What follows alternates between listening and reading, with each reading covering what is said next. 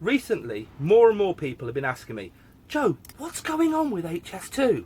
Like I've somehow got an inner track into Boris Johnson's thought process. You know, I'm not even sure Boris Johnson has an inner track into Boris Johnson's thought process. But what I tell them is pretty much what I've been saying for the best part of a year now, which is HS2 has never been more likely of being cancelled than it is right now. And it got even more that way just before Christmas with the Queen's speech in Parliament, where HS2 wasn't mentioned. And what there was in the briefing notes to the Queen's speech was this bit which said, well, we will proceed with phase 2A, which had got through the Commons before the last Parliament dissolved, but it's still stuck in the Lords. We'll proceed with that bit, which is a bit that takes it from the West Midlands to Crewe, if the review says so. And they're still saying that the Oakervie review is still a yes-no review. And the point is that if Oakervie had been, as many thought, this election gambit that, you know, just take HS2 off the election agenda, but we're going to go ahead with it anyway. We just don't want to have to talk about it during the election. That would have been the time to say, yes, absolutely, we're going to do it. Push ahead, full steam ahead. Especially as the Conservatives have got such a big majority, because they can afford to do it. But no, didn't happen. And that can only be a good thing. And of course, what you've had is a lot of the Conservative MPs that have just been elected, a lot of the new ones, are recognising HS2 for what it is. Because you look at the places that they've won in this election, the places that have been taken for granted for years, HS2 is just more of the same. HS2 is basically saying, oh, we're going to do something for the North, and the North consists of a square mile around Manchester Piccadilly Station and a square mile around Leeds Central Station, and we're just going to drag more and more stuff to this sort of, these city centres, this sort of zone one mentality, and let these places that have been allowed to degrade, to suffer, that have been left in terminal decline, we're just going to carry on and make it worse. That's what HS2 will do.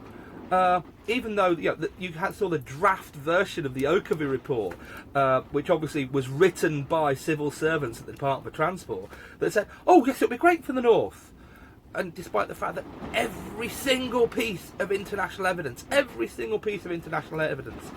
says it will do exactly the opposite. It will suck more and more stuff to London. And that's what our own hub and spoke transport system does. But the point is that right now, we've got about 5-6 weeks in which the entire future of HS2 is going to be decided.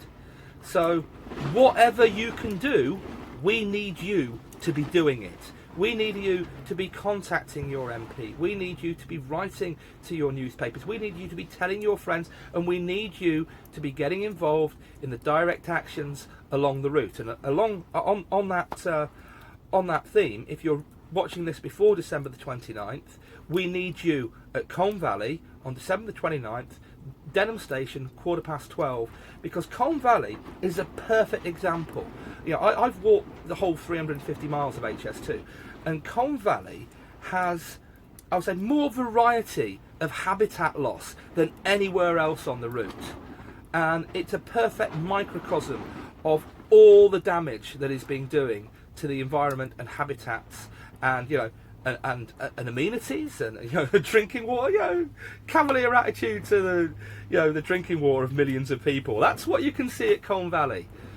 And the destruction is already happening, even though HS2 has not had this review yet, and well, the review's not reported, and has still not got notice to proceed. Because some people say, oh, whoa, well, they've started building it, it can't be cancelled.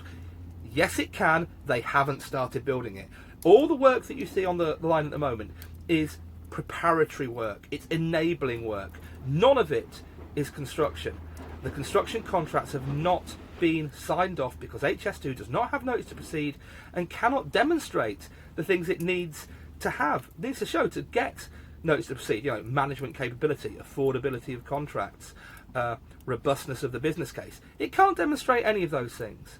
So what they were hoping for is they could fiddle the Oakervie review and get it through. But now it appears that even Doug Oakervie is saying, I wish I'd never taken this job. And that's from a former chairman of HS2 Limited, someone who we thought would be all on board for the stitch-up whitewash. And you still got to see what Lord Berkeley says, who saw the draft version of the Oakley report and basically said, that it was a lie, it was deceitful, it was wrong. And the bottom line is that HS2 has been lobbied for because it's been lobbied for because a lot of people are going to make a lot of money out of building it and the land grab around the stations.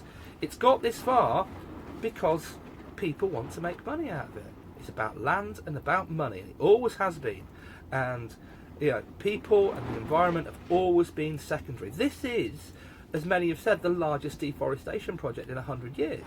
And how is that compatible with the climate emergency?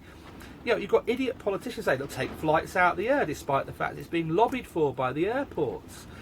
Even HS2 Limited's own figures show, it's not going to be carbon neutral even in 120 years' time, because forget about the arguments about, we'll decarbonise electricity. Forget about the fact they fiddle the figures by saying that it will be the cleanest mode of rail transport anywhere in the world, despite the energy required for the speed, despite the fact that they've massively overinflated the passenger numbers to try and get the carbon per passenger kilometre down.